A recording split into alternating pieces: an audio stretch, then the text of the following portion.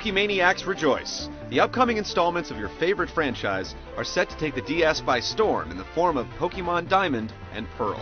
As is typical for the franchise, these two new outings stay very close to the formula laid down by prior games in the series. Once again, you play as a young Pokemon trainer who traverses countrysides, caves, cities, and even oceans, collecting pocket monsters, or Pokemon as they're better known. The overall objective is to battle other trainers in an effort to become the best in the Sinnoh region, a brand new land for the series. Your arch nemesis is the nefarious Team Galactic, but Team Galactic doesn't just want to capture any old Pokemon. They're after two in particular that will give them the ability to shift time and distort space. So the race is on. There are still the 5 basic different types of Pokemon to collect: grass, water, fire, ice, and electric, with modifiers like flying or steel types.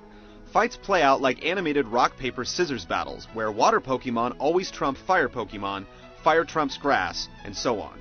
Learning how to expose each Pokemon's weakness is almost always the key to victory. At the outset, you're asked to choose whether you want your character to be male or female before setting off to catch them all. There are 107 all-new Pokemon to collect, as well as 25 fan favorites from past games in the series. You can also plug in any of the Game Boy Advance Pokemon games into the slot on the DS, and import any of those critters as well.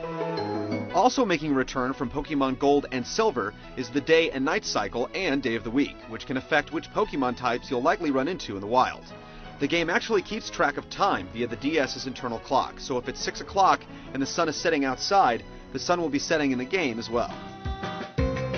Once in a while, when you arrive in a new town or city, you may find that there's a Pokemon gym in town, where the gym leader must be defeated.